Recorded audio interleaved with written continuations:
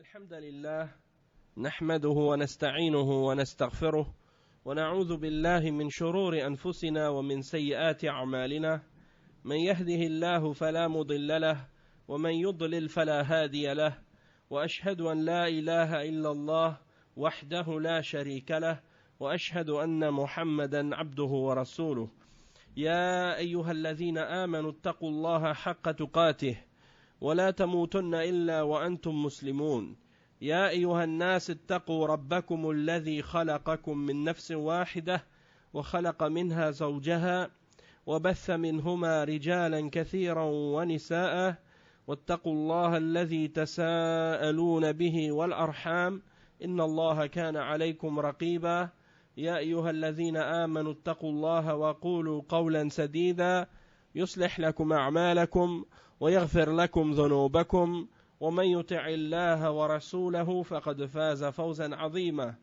أما بعد وإن خير الكلام كلام الله وخير الهدي هدي محمد صلى الله عليه وسلم وإن شر الأمور محدثاتها وكل محدثة بدعة وكل بدعة ضلالة وكل ضلالة في النار أما بعد. Donc aujourd'hui on continue, c'est le cours 24 dans l'explication de Tafsir Surat al-Baqarah du Cheikh Salih al-Fawzan et on va lire aujourd'hui les versets de 75 à 79 et Cheikh Salih al-Fawzan Hafizahullah il dit il commence donc ad-dars, dans le livre c'est ad-dars al-thani ashar. Donc nous on a le double, 24. Dans le livre c'est le cours numéro 12, mais nous on est au cours 24. Donc il dit قال الله سبحانه وتعالى أفتطمعون أن يؤمنوا لكم وقد كان فريق منهم يسمعون كلام الله ثم يحرفونه من بعد ما عقلوه وهم يعلمون وإذا لقوا الذين آمنوا قالوا آمنا وإذا خلا بعضهم إلى بعض قالوا أتحدثونهم بما فتح الله عليكم ليحاجوكم به عند ربكم أفلا تعقلون أولا يعلمون أن الله يعلم ما يسرون وما يعلنون ومنهم أميون لا يعلمون الكتاب إلا أماني وإنهم إلا يظنون فويل للذين يكتبون الكتاب بأيديهم وويل لهم فويل للذين يكتبون الكتاب بأيديهم ثم يقولون هذا من عند الله ليشتروا به ثمنا قليلا فويل لهم مما كسبت أيديهم وويل لهم مما يكسبون. Naam. Donc on va lire la traduction de ces versets. Verset 75, Allah subhanahu wa ta'ala dit ce qui signifie: eh bien, espérez-vous, musulmans, que des pareils gens, c'est-à-dire les juifs, vous partageront la foi, alors qu'un groupe d'entre eux, après avoir entendu et compris la parole d'Allah, la falsifièrent sciemment. Et quand ils rencontrent des croyants, ils disent: nous croyons. Et une fois seuls entre eux, ils disent: allez-vous confier aux musulmans ce qu'Allah vous a révélé pour leur fournir ainsi un argument contre vous devant votre Seigneur? Êtes-vous donc dépourvus de raison? Ne savent-ils pas qu'en vérité Allah sait ce qu'ils cachent et ce qu'ils divulguent? Et il y en a parmi eux des illettrés qui ne savent rien du livre, hormis des prétentions, et ils ne font que des conjectures. Malheur donc à ceux qui de leurs propres mains composent un livre, puis le présentent comme venant d'Allah pour en tirer un vil profit. Malheur à eux donc à cause de ce que leurs mains ont écrit, et malheur à eux à cause de ce qu'ils en profitent. Donc ça c'est les versets qu'on a mentionnés, l'explication du sens des versets qu'on a lus en arabe. Maintenant, on commence l'explication de Cheikh Salih al-Fawzan. Et le Cheikh, il dit: Alhamdulillahi Rabbil Alamin, wa sallallahu wa sallam ala abdihi wa rasulihi nabiyina Muhammad, sallallahu alayhi wa sallam, wa ala alihi wa ashabihi wa man ihtada bihudahu, wa tamassaka bi sunnatihi ila yawmiddin. Amma ba'd.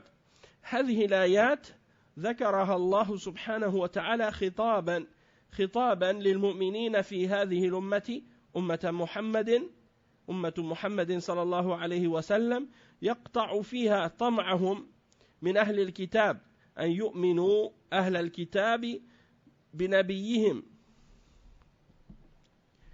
وكتابهم القرآن العظيم، وذلك لأن الله سبحانه عاقب أهل الكتاب بقسوة قلوبهم فلا يتأثرون بالمواعظ ولا ينتفعون بالذكر، فهم لم ينتفعوا بكتابهم الذي أنزله الله على نبيهم موسى عليه السلام وهو التوراة، فكيف ينتفعون بالقرآن الذي أنزله الله على محمد صلى الله عليه وسلم.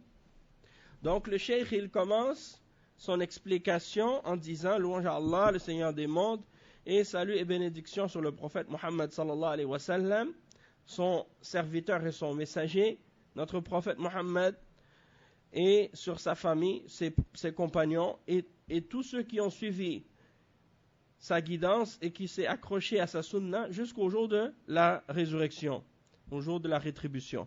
Il dit ensuite, ce sont des versets dans lesquels Allah subhanahu wa ta'ala mentionne, c'est-à-dire dans lesquels Allah subhanahu wa ta'ala s'adresse aux croyants de cette umma, la umma de Muhammad, pour couper leur souhait ou leur espérance vis-à-vis des gens du livre qu'ils croient en leur prophète Muhammad sallallahu alayhi wa sallam et en leur livre, Al-Qur'an al-Azim. Et ça c'est parce que Allah subhanahu wa ta'ala a puni les gens du livre par la dureté du cœur. Et donc, ils ne sont pas affectés par les exhortations et ils ne profitent pas du rappel qui leur est fait. Et donc, ils ne vont pas profiter, étant donné qu'ils n'ont pas profité de leur livre que Allah leur a révélé, que Allah a révélé sur leur prophète, qui est Moussa alayhi salam, et ce livre c'est At-Torah. Donc, s'ils n'ont pas profité de ce livre, qui est leur propre livre, alors comment vont-ils profiter du Coran, celui que Allah subhanahu wa ta'ala a révélé au prophète Muhammad sallallahu alayhi wa sallam? Le cheikh il dit لأنه لا ينتفع بكتاب الله إلا من لان قلبه وخشع لرب العالمين وتدبر كتاب الله، وهذه الأمور ليست موجودة في غالب اليهود، فإن الله سبحانه وتعالى أراهم من آياته العظيمة ومن معجزات موسى عليه السلام ما تذوب له الجبال، ولكن قلوبهم كانت أقسى من الحجارة. والله سبحانه وتعالى ذكر أن بني إسرائيل شاهدوا من آيات الله العظيمة ما يقتضي أن تلين قلوبهم، بدءا بإنجائهم مع موسى عليه السلام من فرعون وملئه، بأن فلق لهم البحر فأنجاهم وأغرق عدوهم في البحر وهم ينظرون.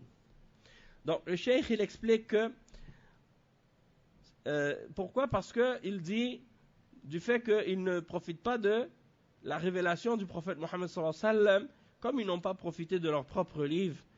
Et il dit la raison pour laquelle ils ne vont pas profiter du livre d'Allah, c'est uniquement parce que celui qui profite du livre d'Allah, c'est celui dont le cœur est doux, celui dont le cœur est humble, est humble devant Allah subhanahu wa ta'ala, et qui réfléchit sur la parole d'Allah et sur son livre. Donc, ces choses-là ne sont pas présentes chez la plupart des Juifs, parce que Allah subhanahu wa ta'ala leur a montré de grands miracles et de grands signes. Les miracles de Moussa alayhi salam, qui peuvent faire fondre les montagnes, mais leurs cœurs sont devenus plus durs que la pierre.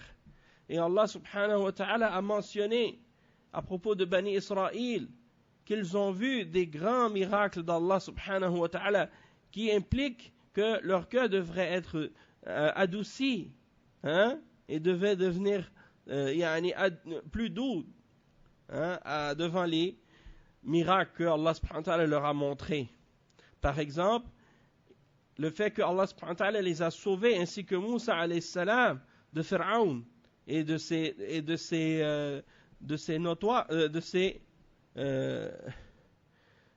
notables, hein, de Pharaon et de ses notables, ceux qui étaient avec lui, et de son armée.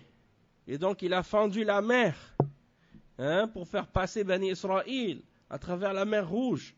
Et il les a sauvés et il a noyé leur ennemi dans la mer alors qu'ils étaient en train de regarder. ثم أيضا ما تتابع من آيات الله التي شاهدوها مع موسى عليه السلام من إنزال المن والسلوى ومن إمدادهم بالماء لما عطشوا ففجر لهم الحجر الذي ضربه موسى عليه السلام بعصاه فانفجرت منه 12 عينا بعدد قبائلهم. وختاما بقصة البقرة لما قتلوا قتيلا تدافعوا التهمة في قتله كل يدعي أن القبيلة الفلانية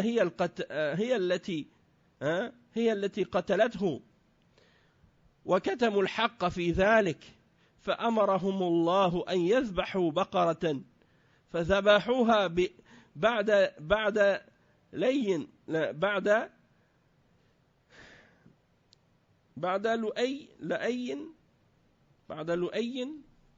وتردد وعناد ثم إن الله أمرهم أن يضربوا هذا القتيل بجزء من هذه البقرة فيحييه الله فضربوه بجزء من هذه البقرة المذبوحة فقام حيا وقال قتلني فلان ثم رجع إلى الموت بعدما بين من قتله. وهذا من أعظم آيات الله وهم يشاهدون هذا.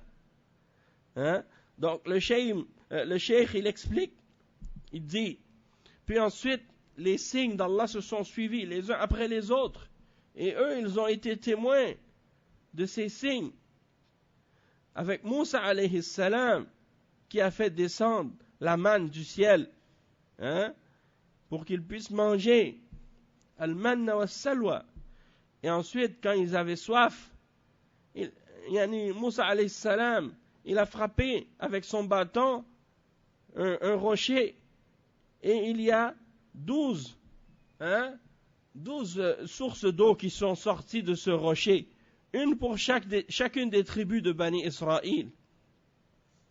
Et pour terminer l'histoire de la vache, lorsque certains d'entre les fils d'Israël avaient tué, ils avaient tué quelqu'un et ils ont essayé de repousser l'accusation de celui qui avait tué et d'accuser l'autre, d'autres qui étaient innocents.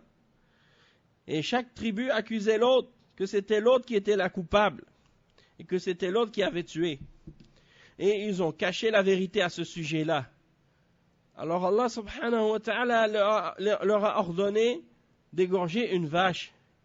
Alors ils l'ont égorgée après avoir hésité longtemps et après avoir refusé obstinément et posé plein de questions. Puis Allah subhanahu wa ta'ala leur a ordonné de frapper le mort avec une partie de cette vache et Allah subhanahu wa ta'ala le fait revivre. Allah subhanahu wa ta'ala allait le faire revivre et il l'a fait revivre lorsque ils l'ont frappé avec un morceau de cette vache égorgée. Et le mort est revenu à la vie et il a dévoilé de qui est-ce qu'il l'avait tué. Et il a dit c'est un tel qui m'a tué. Et puis il est retourné à la mort. Après avoir clarifié qui l'avait tué. Et il a dit ça c'est un des grands signes d'Allah subhanahu wa ta'ala. Cheikh dit ça c'est un des grands signes d'Allah. Puis après avoir été témoin de ce grand signe, leur cœur s'est endurci. Ils n'ont pas pris de leçon. قال تعالى لهم ثم قست قلوبكم من بعد ذلك.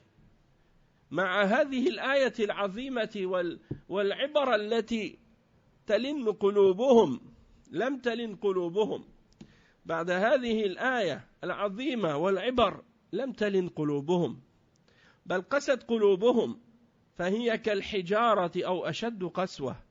ثم إن الله سبحانه وتعالى بعد سياق هذه الآيات في بني إسرائيل ومخاطبتهم خطاب المؤمنين من هذه الأمة فقال أفتطمعون أن يؤمنوا لكم أي اليهود أن يصدقوا بنبيكم ويصدقوا برسولكم محمد صلى الله عليه وسلم وهم هذه مواقفهم مع نبيهم موسى عليه السلام وهذا موقفهم من كتاب الله التوراة. إن قوما هذه صفاتهم مستحيل منهم الإيمان لأنهم ليس عندهم الاستعداد للإيمان. لماذا؟ لأنهم عرفوا الحق ثم أنكروه ومن عرف الحق ثم أنكره فإن الله يعاقبه بقسوة قلبه ويعاقبه بزيغ قلبه فلا يقبل الإيمان بعد ذلك عقوبة له. وذكر الله في هذه الآيات أن اليهود على قسمين. Donc le cheikh il dit, et ensuite Allah subhanahu wa ta'ala s'est adressé à eux en disant, dans le verset 74 dans Surat Al-Baqarah, puis vos cœurs sont devenus durs après cela. Malgré qu'ils avaient vu tous ces signes, tous ces miracles, mais ils n'ont pas pris d'exhortation et leurs cœurs ne se sont pas adoucis, même que leur cœur est devenu plus dur encore, comme de la pierre et même plus dur que la pierre encore. Et ensuite Allah subhanahu wa ta'ala, après avoir mentionné ces versets à propos de Bani Israël et après s'être adressé à eux, il s'adresse aux croyants de cette umma, les musulmans, et leur dit, est-ce que vous espérez encore qu'ils croient? Est-ce que vous espérez encore qu'ils croient? C'est-à-dire que les juifs croient en votre prophète et croient en votre messager Muhammad sallallahu alayhi wa sallam, alors que c'est ça leur attitude et leur position avec leur propre prophète Moussa alayhi salam, et c'est ça leur prophète, c'est ça leur position et leur attitude envers le livre d'Allah, At-Tawra. Donc un peuple qui est dans ces caractéristiques-là et qui a ces caractéristiques-là, c'est impossible qu'ils aient la foi, parce que ce sont des gens qui n'ont pas, qui ne sont pas prédisposés à la foi. Pourquoi? Parce qu'ils ont connu la vérité puis ils l'ont reniée. Ils ont connu la vérité et ils l'ont rejetée. Et quiconque a connu la vérité et la rejette, il la renie, alors Allah subhanahu wa ta'ala le punit par la dureté du cœur. Il le punit par la déviation dans son cœur. Et donc il n'accepte pas la foi par la suite. Et ça c'est une punition pour lui. Une punition pour avoir renié la foi après avoir eu la foi. Renier la vérité après avoir connu la vérité. Et Allah subhanahu wa ta'ala, il mentionne dans ces versets que les juifs sont de deux catégories. Il y a deux catégories de juifs. Al-Qism al-Awwal, ulama, يعرفون الحق ويعرفون الآيات لكنهم يتنكرون لها ويجحدونها عن علم وعن عناد. والقسم الثاني أميون عامة لا يعلمون الكتاب إلا أماني يقلدون علماءهم على الضلال ويثقون فيهم فإذا لم يؤمن علماؤهم بمحمد صلى الله عليه وسلم فلن يؤمن عوامهم فذكر أن علماءهم على ثلاثة أقسام. Donc, le cheikh il explique que les juifs sont de deux catégories. La première catégorie, ce sont les savants parmi eux, ceux qui connaissent la vérité. Et ils connaissent les versets, ils connaissent les signes, les versets et tout, mais ils les renient et ils rejettent les signes d'Allah subhanahu wa ta'ala avec science et avec orgueil et arrogance. La deuxième catégorie, ce sont les ummiyoun, c'est-à-dire le commun des juifs, les juifs ordinaires, ceux qui n'ont pas étudié le livre. Et Allah subhanahu wa ta'ala dit à leur sujet, ils ne connaissent le livre que par prétention. Ils ne connaissent rien du livre, excepté des prétentions. Et ils ne font que suivre aveuglément leurs savants dans l'égarement. Et ils ont confiance en eux. Donc il dit, si leurs savants ne croient pas ou n'ont pas cru en Muhammad, sallallahu alayhi wa sallam, eh bien, leur commun, ou le commun des Juifs ne vont pas croire non plus, parce qu'ils suivent leurs savants aveuglément. Et le cheikh, il dit que les ulama des Juifs sont en trois catégories. Parmi les ulama des Juifs, on peut les diviser en trois catégories. القسم الأول الذين حرفوا كتاب الله الذين حرفوا كتاب الله القسم الثاني منافقون متظاهرون بالإيمان ويبطنون الكفر والقسم الثالث يكتمون العلم ولا يبينونه للناس. Donc le cheikh il explique que ces trois catégories de savants chez les juifs, la première c'est ceux qui ont falsifié le livre. Ceux qui ont falsifié le livre d'Allah. La deuxième catégorie, ce sont les hypocrites parmi eux, qui laissent montrer la foi, mais qui cachent la mécréance. Et la troisième catégorie, c'est ceux qui cachent la science, et qui ne la clarifient pas et qui ne l'expliquent pas aux gens. Le cheikh il dit, هذه أصناف غالب علماء بني إسرائيل ومنهم مهتدون كما ذكر الله ولكن الغالب منهم لا يخرجون عن هذه الأصناف. Donc le cheikh il dit que ça c'est les différentes catégories des juifs et c'est la plupart des savants de Bani Israël qui sont comme ça, dans ces trois catégories. Il y en a parmi eux qui sont bien guidés, comme Allah subhanahu wa ta'ala l'a mentionné, mais la grande majorité d'entre eux ne sortent pas de ces trois catégories qu'on a mentionnées. Et donc là, qu'est-ce que le cheikh il fait maintenant? Il va expliquer chacune de ces catégories-là en détail, avec des exemples et des explications. Donc il dit الصنف الأول يحرفون كلام الله. التحريف ينقسم إلى قسمين: تحريف الألفاظ وتحريف المعاني. أما تحريف الألفاظ فالزيادة فيها أو النقص منها وإدخال كلام ليس من كلام الله في كلام الله عز وجل، وهذا تحريف الألفاظ كما دسوا في التوراة من الكذب والافتراء على الله سبحانه وتعالى الشيء الكثير. فالتوراة التي معهم محرفة الألفاظ، زيد فيها ونقص فيها، فليست كما أنزلها الله سبحانه وتعالى على موسى عليه السلام، وإنما فيها نسبة قليلة من كلام الله، والأكثر من كلامهم هم نسبوه إلى الله. Donc, le cheikh il dit la première catégorie, c'est la catégorie de ceux qui falsifient la parole d'Allah. Et il dit que la falsification de la parole d'Allah ou le fait de déformer le sens ou les lettres de la parole d'Allah, c'est, comme on a dit, les deux, c'est ce que je viens de dire, les deux catégories, c'est ça. Soit de déformer le texte ou déformer le sens. En ce qui concerne la déformation du texte, c'est de rajouter ou d'enlever dans le texte et de rajouter des paroles qui ne font pas partie de la parole d'Allah dans la parole d'Allah. Ça fait partie de la déformation du texte. Et il dit, comme c'est le cas, qu'est-ce qu'ils ont fait par exemple avec la Torah?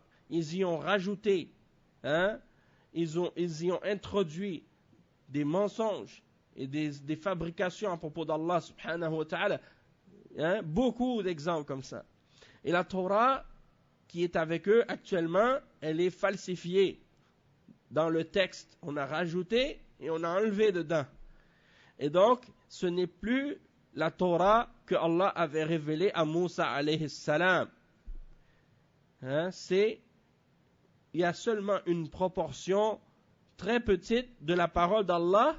La plupart de qu'est-ce qui est dedans, c'est leur propre parole à eux, qu'ils ont attribuée à Allah subhanahu wa ta'ala.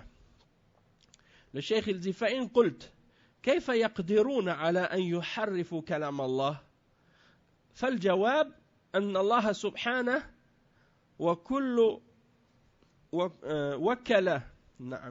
أن الله سبحانه وتعالى وكل حفظه إليهم ابتلاء لهم وامتحانا ولكنهم لم يحفظوه بل غيروا فيه وزادوا وخانوا كما قال سبحانه وتعالى إنا أنزلنا التوراة فيها هدى ونور يحكم بها النبيون الذين أسلموا للذين هادوا والربانيون والأحبار بما استحفظوا من كتاب الله. استحفظوا يعني أن الله سبحانه وتعالى استحفظهم على كتابه، يعني وكل حفظه إليهم وكان الواجب عليهم أن يحموه من الزيادة والنقصان. Donc on va traduire ça. Le cheikh, qu'est-ce qu'il explique ici? Il explique que si quelqu'un pose la question, comment des gens peuvent-ils arriver à falsifier la parole d'Allah? Comment ils peuvent arriver à faire ça? Alors le cheikh, il répond et il explique. La réponse à cette question, c'est que Allah subhanahu wa ta'ala a chargé les savants de Bani Israël de la préservation du livre d'Allah. Et ça, c'était une épreuve pour eux et un test. Mais ils ne l'ont pas préservé. Même qu'ils ont changé dedans. Ils ont rajouté et ils ont trahi leur responsabilité. Et le cheikh, il cite ensuite le verset 44, dont la signification est la suivante. Il dit, nous avons fait descendre la Torah dans laquelle il y a guide et lumière. C'est sur sa base que les prophètes qui se sont soumis à Allah, ainsi que les rabbins et les docteurs, jugent les affaires des Juifs. Car on leur a confié la garde du livre d'Allah.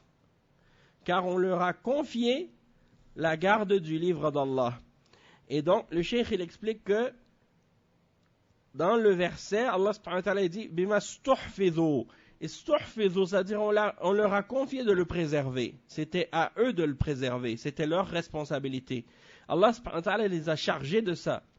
Et c'était donc obligatoire pour eux de le préserver et de le défendre de tout ajout ou de tout retrait. Il dit ensuite وأما القرآن الكريم الذي أنزله الله على محمد صلى الله عليه وسلم فإن الله لم يكل حفظه إلى البشر بل تكلف هو سبحانه بحفظه فقال عز وجل إنا نحن نزلنا الذكر وإنا له لحافظون فالله تعهد بحفظ القرآن من الزيادة والنقصان فأصبح القرآن محفوظا بحفظ الله كما أنزل على محمد صلى الله عليه وسلم إلى أن يرفع في آخر الزمان وهو كما أنزله الله غضا طريا لم يحرف ولم يدخل عليه زيادة أو نقصان أما التوراة والإنجيل والكتب السابقة فإن الله وكل حفظها إلى الأحبار وهم العلماء من بني إسرائيل ولكنهم لم يحفظوها بل هم الذين تلاعبوا فيها وأدخلوا فيها الزيادة والنقصان والتحريف. Donc le cheikh il dit en ce qui concerne le Coran, Allah subhanahu wa ta'ala il l'a révélé au prophète Muhammad sallallahu alayhi wa sallam, mais il n'a pas donné la responsabilité et la charge de le préserver à l'homme. C'est lui-même qui s'est chargé de le préserver. Comme il le dit dans le verset 9 dans Surat Al-Hijr, ce qui signifie nous avons certes fait descendre le rappel et c'est nous qui nous chargeons de le préserver. Et Allah subhanahu wa ta'ala donc s'est engagé à préserver le Coran de tout ajout et de tout retrait ou de toute soustraction ou bien de toute chose qu'on essaierait d'enlever, de diminuer du Coran. Donc le Coran, il est préservé par la préservation d'Allah et par la protection d'Allah, comme il a été révélé au prophète Mohammed sallallahu alayhi wa sallam jusqu'à ce qu'il soit repris à la fin des temps. C'est-à-dire Allah subhanahu wa ta'ala à la fin des temps, il va reprendre le Coran et le ramener vers lui. Il ne restera plus rien du Coran, ni dans les pages des masahif, ni dans le cœur des hommes. Il va reprendre tout. Mais le Coran qu'on récite aujourd'hui, il n'a jamais été falsifié, il n'a jamais été changé, et il n'y a rien qui est rentré dedans comme ajout ou comme enlèvement ou enlevé ou retiré ou quoi que ce soit. Tout ce qui est dans le Coran, c'est comme il est révélé la première fois. Il dit que en ce qui concerne la Torah et l'Injil, le livre des Juifs, le livre des chrétiens et les autres livres précédents, c'est Allah qui avait chargé les hommes parmi les rabbins et les docteurs de la religion de s'en charger et de le préserver. C'est-à-dire les savants parmi les fils d'Israël. Mais ils ne l'ont pas préservé. Il dit c'est eux qui ont joué avec et qui ont fait rentrer dedans des choses, ils l'ont ajouté ou enlevé et qui l'ont falsifié.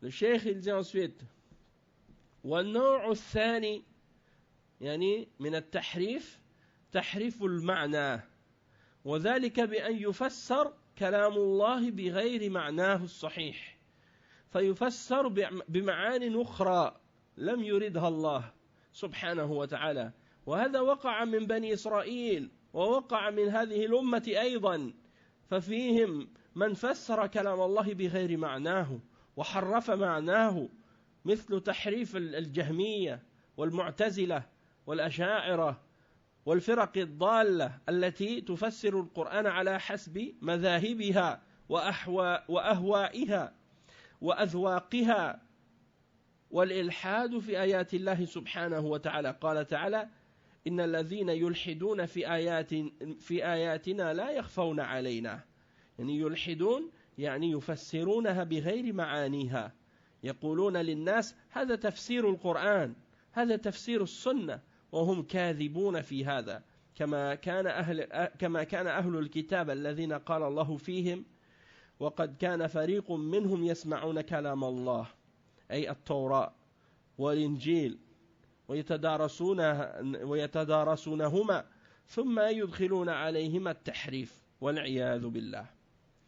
Donc, le cheikh, il explique ensuite que la deuxième catégorie de falsification, c'est la falsification du sens. Et il dit, c'est-à-dire que tu interprètes la parole d'Allah par autre que son sens réel, son sens authentique. Et donc, tu l'interprètes par d'autres sens que Allah n'a pas voulu. Et donc, ça, c'est des choses qui se sont produites de la part de Bani Israël, et ça s'est même produit à l'intérieur de cette umma aussi.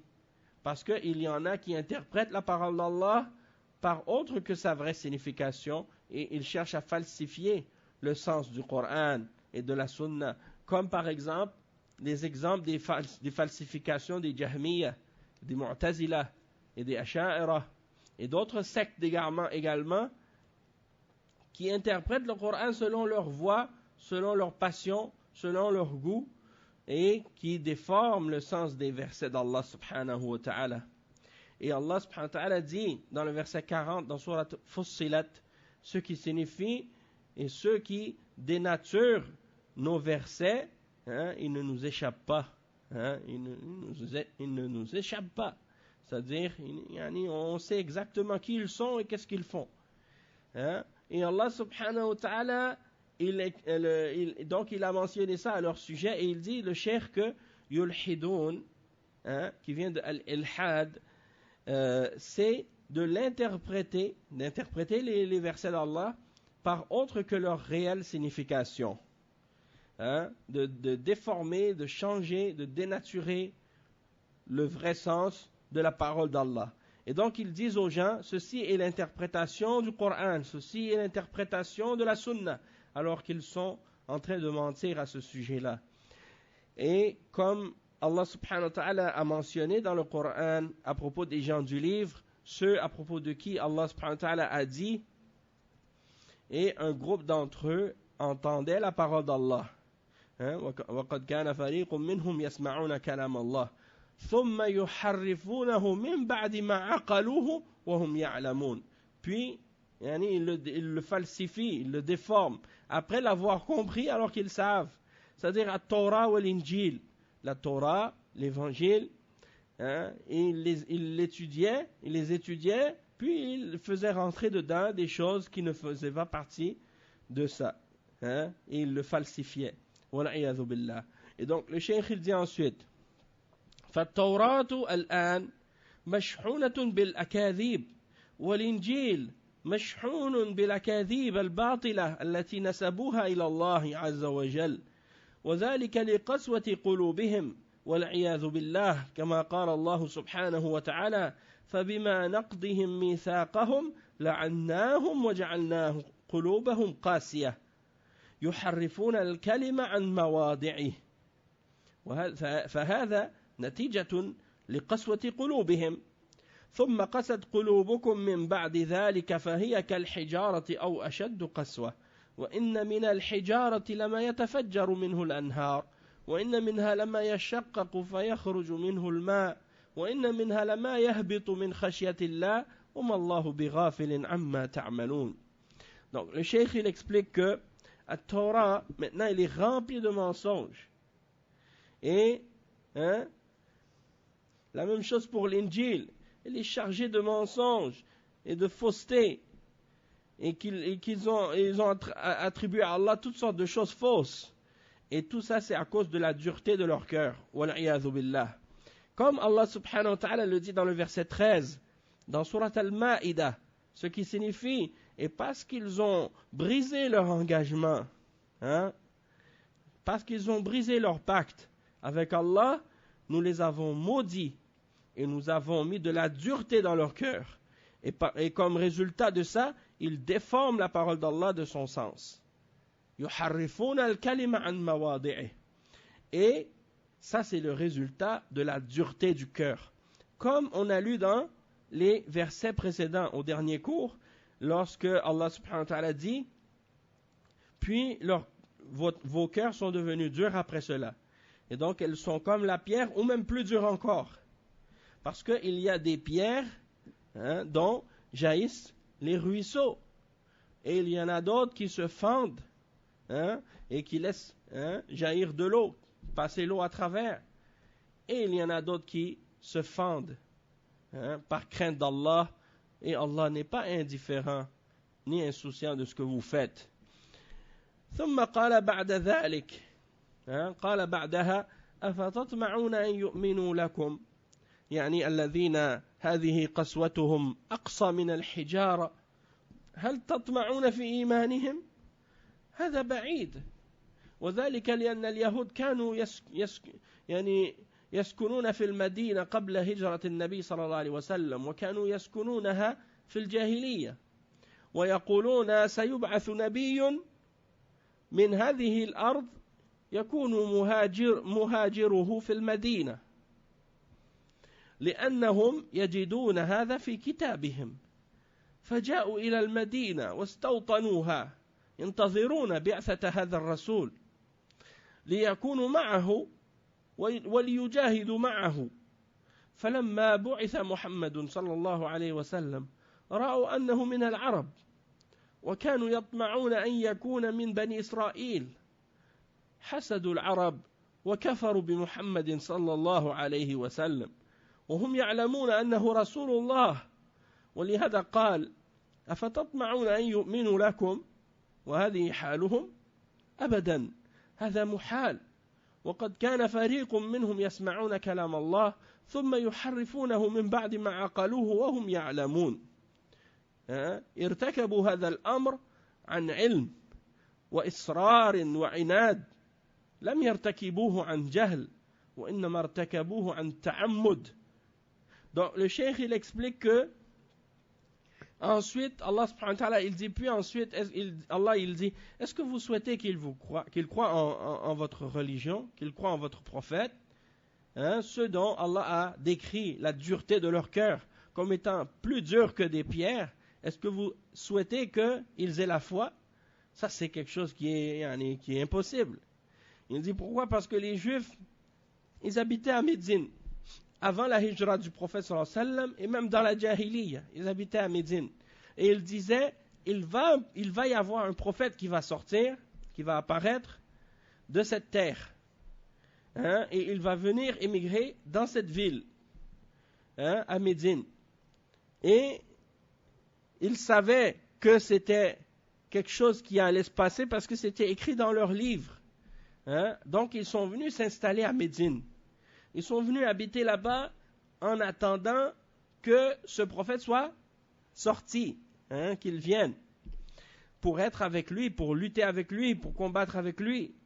Et lorsque le prophète Mohammed sallallahu alayhi wa sallam a été envoyé, ils ont vu que il était arabe, il était parmi les Arabes, les fils d'Ismaïl. Alors ils n'ont pas voulu le suivre. Malgré qu'ils savent que c'est un messager, ils souhaitaient que ce soit un des leurs de Bani Israël. Alors ils ont été jaloux des Arabes et ils ont renié Muhammad sallallahu alayhi wa sallam alors qu'ils savent que c'est un messager d'Allah.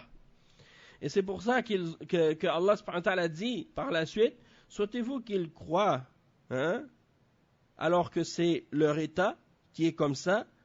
Donc ça c'est impossible. Alors qu'un groupe d'entre eux entendait la parole d'Allah, puis ils la déforment après l'avoir comprise. Alors qu'ils savent. Et donc le cheikh il dit, ils ont commis ce crime de déformer la parole d'Allah alors qu'ils avaient de la science. Et ils l'ont fait avec obstination. Et ils l'ont fait avec insistance. Ils n'ont pas fait ça, ce péché-là, par ignorance. Ils l'ont fait volontairement et sciemment. Il dit, وَالْإِنسَانُ إِذَا عَصَى اللَّهُ عَلَى بَصِيرَةٍ وَعَلَى عِلْمٍ فَإِنَّ اللَّهَ يَخْتِمُ عَلى قَلْبِهِ كما قال الله سبحانه وتعالى أفرأيت من اتخذ إلهه هواه وأضله الله على علم وختم على سمعه وقلبه وجعل على بصره غشاوة فمن يهديه من بعد الله أفلا تذكرون فالإنسان إذا عصى الله على بصيرة فإن الله يحرمه من الرجوع إلى الحق بعد ذلك وهذا شأن اليهود وغيرهم هذا شأن اليهود وغيرهم ممن عصى الله على بصيرة وهذا صنف من علماء بني إسرائيل يحرفون كلام الله من بعد ما عقلوه. Donc le cheikh il dit que l'homme c'est comme ça qu'il est. Quand il désobéit à Allah avec connaissance, avec science et compréhension, eh bien Allah il va sceller son cœur. Il va sceller son cœur. Et après il ne pourra plus accepter la vérité. C'est comme Allah subhanahu wa ta'ala il mentionne dans le verset 23 dans Surat Al-Jathiyah, as-tu vu celui qui a pris sa passion pour sa divinité et que Allah a égaré avec connaissance et science et il a mis un sceau sur son ouïe et sur son cœur et il a mis un voile sur ses yeux, sur son regard. Qui va le guider après Allah? Qui va le guider après Allah? Ne vont-ils pas se rappeler? Donc, ça c'est un verset qui mentionne que si quelqu'un fait un péché, désobéir à Allah avec connaissance, Allah subhanahu wa ta'ala va le priver de revenir à la vérité par la suite. Et ça, c'est la situation des Juifs. C'est ça ce qui est arrivé aux Juifs. Et d'autres également parmi ceux qui ont désobéi à Allah avec connaissance et compréhension. Et cette catégorie de savants parmi les fils d'Israël, ils ont déformé et falsifié la parole d'Allah après l'avoir compris. Après l'avoir compris. Hein? Donc ça, c'est très grave. Il dit « Wahum sinfan ». Hum sinfan. Donc ceux-là qui ont falsifié la parole d'Allah, ils sont de deux catégories. Encore. Le cheikh il dit الصنف الأول جاهروا بالكفر بمحمد صلى الله عليه وسلم وجحدوا رسالته فلما جاءهم ما عرفوا كفروا به فلعنة الله على الكافرين. والصنف الثاني تظاهروا بالإيمان وتظاهروا بالإيمان لأغراض سيئة من أجل أن يخدعوا المسلمين وينقلوا أخبارهم إلى اليهود ويجلسوا مع المسلمين على أنهم منهم وهم يريدون بذلك التجسس على المسلمين وأخذ أخبار المسلمين لأعدائهم وأخذ أخبار المسلمين لأعدائهم ويريدون بذلك أن يعيشوا مع المسلمين ويعني يسلموا على دمائهم وأموالهم وإذا لقوا الذين آمنوا قالوا آمنا وإذا لقوا المسلمين قالوا آمنا برسولكم وآمنا بكتابكم ونحن إخوانكم ونحن نعترف أن محمدا رسول الله صلى الله عليه وسلم ونعترف أن صفات محمد صلى الله عليه وسلم عندنا في التوراة والإنجيل نعترف بهذا ونحن نؤمن به فإذا لقوا الذين آمنوا من هذه الأمة قالوا آمنا برسول الله آمنا بمحمد آمنا بالقرآن وإذا خلوا إلى شياطينهم قالوا إنا معكم إنما نحن مستهزئون. قالوا في هذه الآية وإذا خلا بعضهم إلى بعض فهم إذا جاءوا مع المؤمنين أظهروا الإيمان وإذا صاروا مع قومهم من كفار اليهود قالوا نحن لم نؤمن بمحمد وإنما خدعنا المسلمين بذلك وإلا نحن على دينكم وعلى ملتكم ولم يتخلى عن دين اليهود فهذا نفاق والعياذ بالله عز وجل. Donc le cheikh il dit la première catégorie d'entre ceux qui ont falsifié le livre d'Allah, c'est ceux qui ont montré ouvertement qu'ils ne croyaient pas en Muhammad sallallahu alayhi wa sallam et qu'ils reniaient sa prophétie et son message. Et Allah subhanahu wa ta'ala mentionne à leur sujet le verset 89 dans Surat Al-Baqarah lorsqu'il dit فَلَمَّا جَاءَهُمْ مَا عَرَفُوا كَفَرُوا بِهِ. Et lorsque leur est venu ce qu'ils reconnaissent, ce qu'ils connaissaient de la vérité, ils l'ont renié. Alors que la malédiction d'Allah soit sur les mécréants, sur les kafirines. Ça, c'est la première catégorie. Eux, ils ont dit ouvertement, nous, on ne croit pas. La deuxième catégorie, c'est ceux qui se sont montrés croyants. Ils ont dit, oui, on croit. Ils ont essayé de se faire passer pour des croyants, mais dans des buts et des objectifs et des intérêts pour tromper les musulmans et pour ramener les informations qu'ils avaient au sujet des musulmans à leurs amis juifs et à leurs frères juifs. Donc ils s'assoyaient avec les musulmans en faisant croire qu'ils étaient parmi les musulmans et avec les musulmans, alors qu'en réalité ils ne faisaient que espionner les musulmans. Et ils prenaient ces informations et ils les ramenaient aux ennemis des musulmans. Ils voulaient par cela vivre avec les musulmans et préserver leur vie et leurs biens. Et lorsqu'ils rencontrent ceux qui ont cru, ils disent nous croyons. Comme le verset 14 dans Surat Al-Baqarah.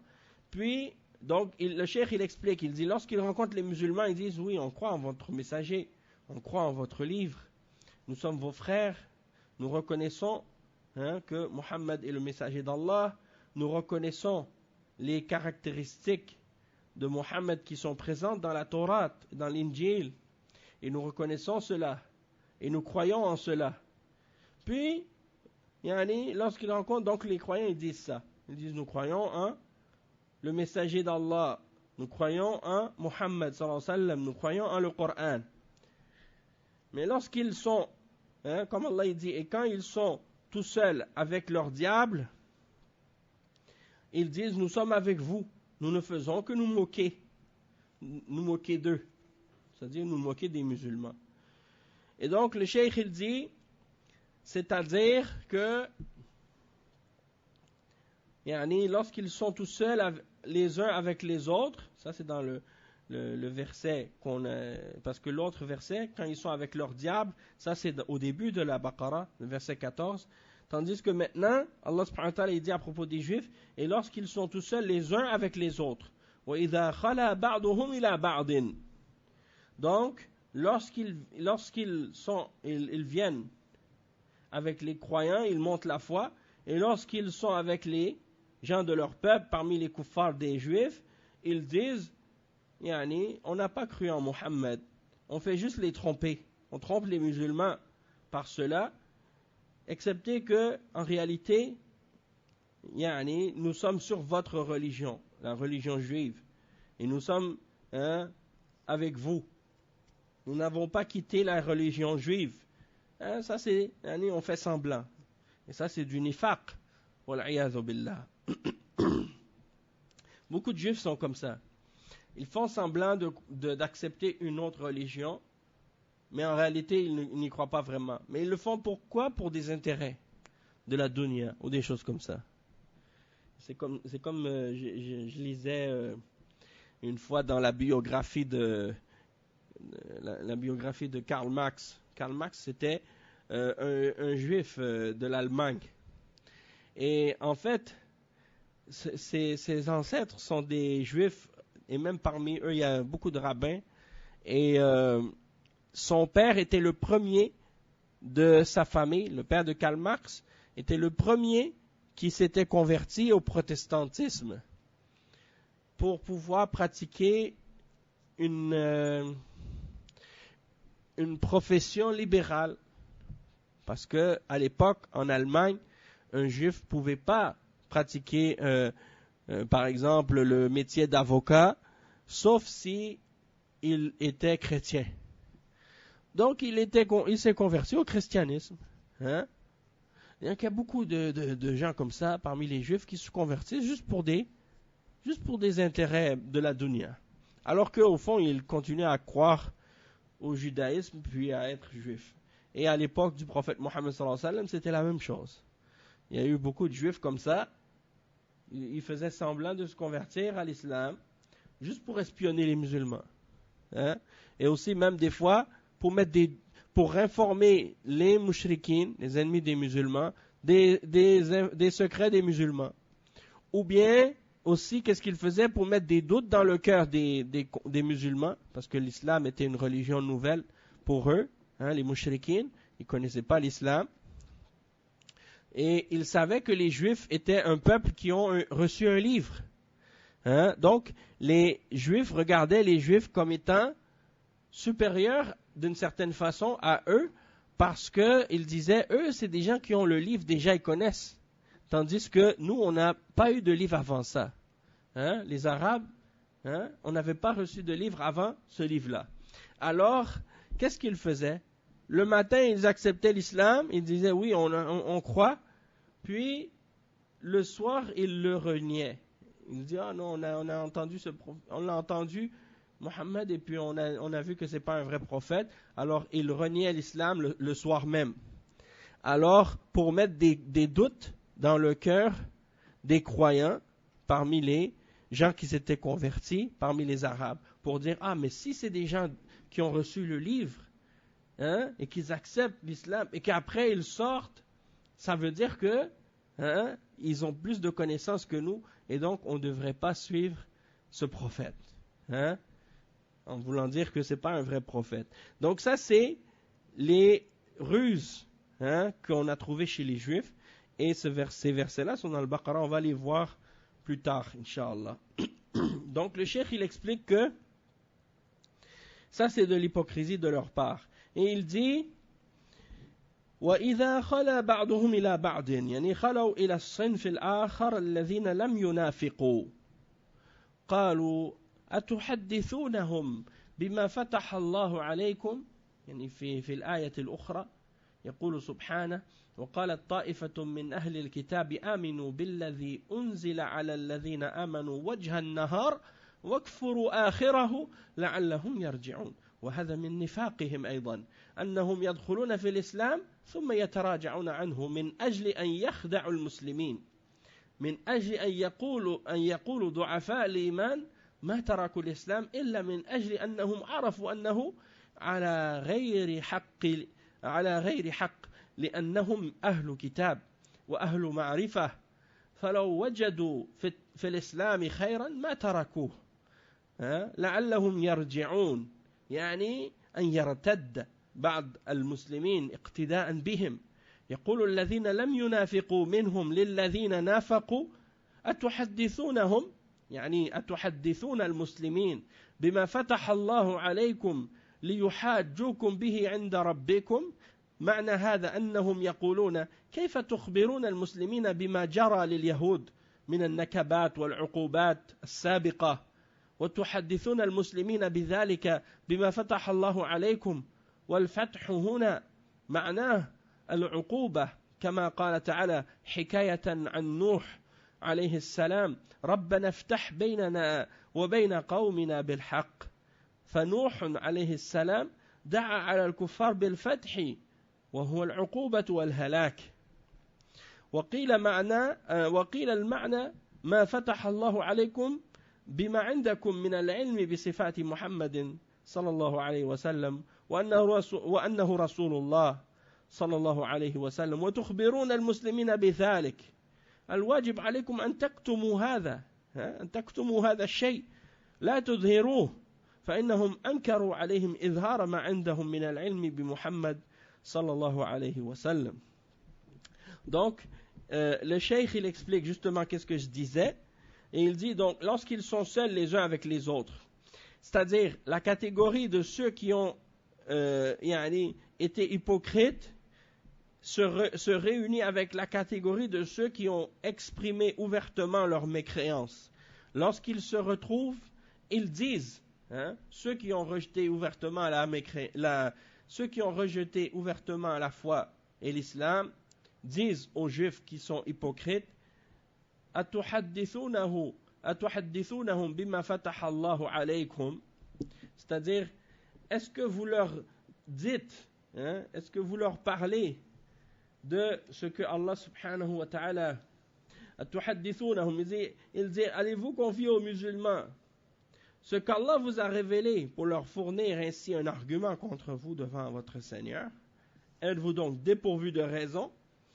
Donc est-ce que vous allez confier aux musulmans des informations de ce que Allah vous a donné, de ce que Allah vous a fourni? Et dans l'autre verset il dit, c'est le verset 72 dans Surat Al-Imran, c'est le verset dont je parlais tout à l'heure, il dit ainsi dit une partie des gens du livre. Au début du jour, croyez à ce qui a été révélé aux musulmans, mais à la fin du jour, rejetez-le, afin qu'ils retournent à leur ancienne religion, afin qu'ils deviennent des apostats et qu'ils renient la foi. Donc ça, c'est leur hypocrisie aussi. C'est qu'ils rentrent dans l'islam, puis ils retournent à la mécréance, dans le but de tromper les musulmans, et dans le but que les musulmans qui ont une foi faible délaissent l'islam. Délaissent l'islam. Il dit, إلا من أجل أنهم عرفوا أنه على غير حق لأنهم أهل كتاب. Donc ils vont abandonner la foi, pourquoi? parce que ils vont dire que ces gens-là, s'ils ont abandonné la foi, c'est parce que ce sont des gens du livre. Et donc, ça veut dire qu'il n'était pas sur la vérité. Ce prophète, il n'était pas sur la vérité. Parce que sinon, les gens du livre l'auraient accepté. Ils n'auraient pas renié. Parce qu'ils ont de la connaissance, eux. Ils ont reçu le livre avant nous. Et s'ils avaient trouvé la vérité dans l'islam, et que c'était un bien, ils ne l'auraient pas délaissé. Et donc, la'allahum yarji'un, c'est-à-dire pour qu'ils apostasient, ou pour que certains des musulmans apostasient de l'islam et délaissent l'islam en suivant votre exemple. Et donc, il dit وَيَقُولُ الَّذِينَ لَمْ يُنَافِقُوا, donc ceux qui n'ont pas été hypocrites et qui ont exprimé leur mécréance ouvertement, disent à ceux d'entre les juifs qui ont agi hypocritement, est-ce que vous allez leur confier ce que Allah vous a révélé? Et ici, il dit, le cheikh, que ça veut dire, est-ce que vous allez informer les musulmans des châtiments que Allah subhanahu wa ta'ala vous a fait subir dans les temps précédents pour qu'ils puissent l'utiliser comme un argument contre vous auprès d'Allah? Donc, vous allez informer les musulmans des châtiments que vous avez subis. Il dit que Al-Fath, dans ces versets, ça signifie le châtiment. Pourquoi? Parce que quand Nuh alayhi salam, il a fait l'invocation dans le verset 89 dans Surat Al-A'raf, il dit, notre Seigneur, iftah baynana wa bayna qawmina bil haqq. Donc il demande à Allah subhanahu wa ta'ala de faire descendre le châtiment sur son peuple. Sur son peuple qui a rejeté la foi. Et donc ça c'est la preuve que ici Al-Fath, il dit, le cheikh, que ça veut dire Al-Uquba. Al-Uquba. Oui, c'est ça. Donc quand il dit, oh notre Seigneur, tranche par la vérité. Et là, le fait de trancher ici Al-Fath, c'est le châtiment. Après, il y en a d'autres qui ont dit parmi les ulama que Al-Fath, ça ne veut pas dire le châtiment nécessairement, mais que ça veut dire plutôt les informations qu'il cachait à propos des caractéristiques du prophète Mohammed sallallahu alayhi wa sallam qui étaient mentionnées dans leurs livres.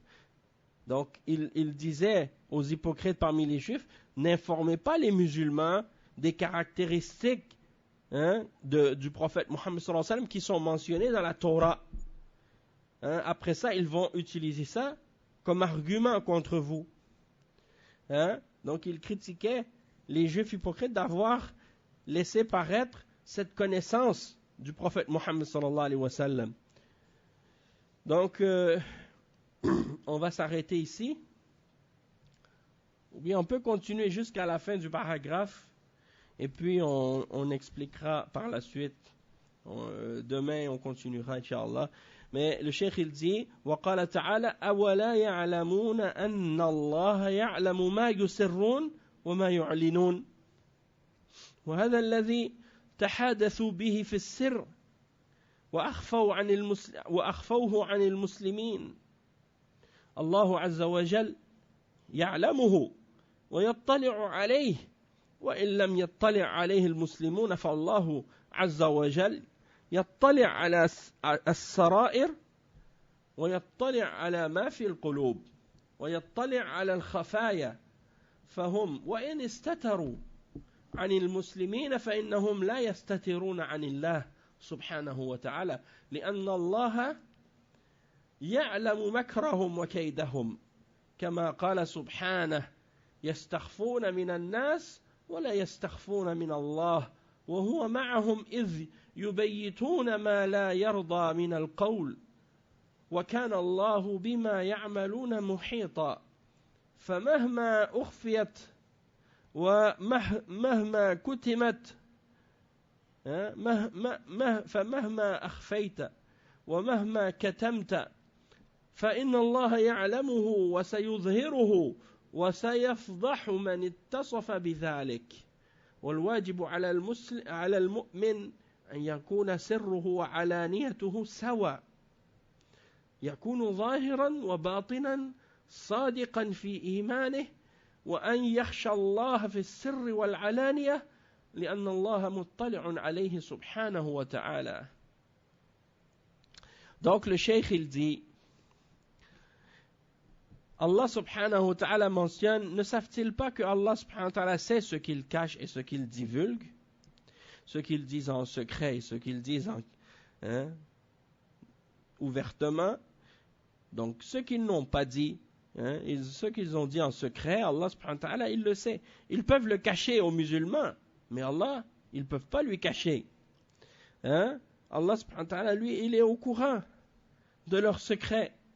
Il sait ce qu'il y a dans leur cœur et ce qu'ils cachent. Ils peuvent se cacher des musulmans, mais ils ne peuvent pas se cacher d'Allah. Et Allah subhanahu wa ta'ala connaît leurs ruses, il connaît leurs complots et leurs plans. Donc ceux qui, par exemple, ils sont obsédés par les théories complotistes et les trucs de, comme on appelle les Illuminati ou tous ces trucs-là. Il y en a qui sont presque obsédés par ça et ils deviennent presque paranoïaques parce qu'ils voient des Illuminati partout et dans tout et ils s'imaginent que le monde est contrôlé par des forces occultes et invisibles que personne ne sait, ne connaît.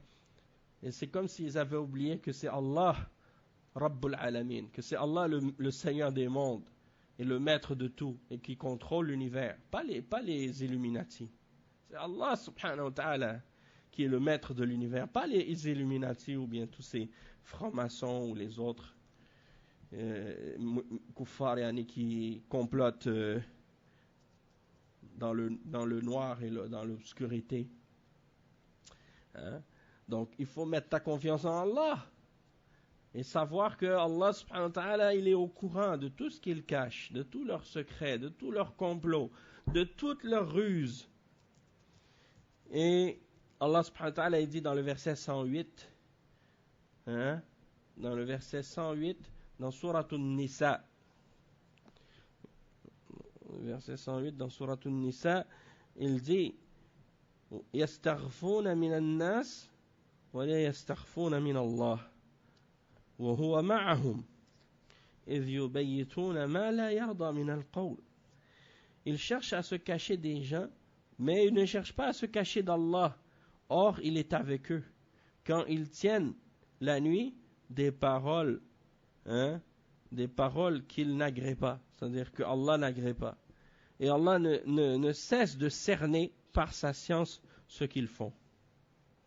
وَكَانَ اللَّهُ بِمَا يَعْمَلُونَ مُحِيطًا. Donc peu importe qu'est-ce que tu caches, qu'est-ce que tu couvres, Allah il le sait et il va le montrer, il va le démasquer, il va le dévoiler. Il va démasquer la personne qui a cette caractéristique. Et l'obligation pour le croyant, c'est d'avoir son intérieur et son apparent, qu'est-ce qui est caché de lui, qu'est-ce qui est apparent, que ça doit être la même chose. C'est-à-dire, le croyant, il doit être transparent. Qu'est-ce qu'il montre aux gens, qu'est-ce qu'il cache, ça doit être pareil. Qu'est-ce qui est apparent de lui, qu'est-ce qui est caché de lui, ça doit être pareil. Ou plutôt, même, qu'est-ce qui est mieux encore, que qu'est-ce que tu caches, c'est meilleur que qu'est-ce que tu montres. Ça, c'est qu'est-ce qui est l'idéal, encore mieux. Et le cheikh, il dit, Allah subhanahu wa ta'ala, donc le croyant, il doit montrer en apparence la foi et la sincérité dans sa foi, et il doit craindre Allah subhanahu wa ta'ala, qu'il soit en secret ou devant les gens. Et il doit rester conscient que dans toutes les situations et les circonstances, même quand il est caché, Allah le voit. Subhanahu wa ta'ala.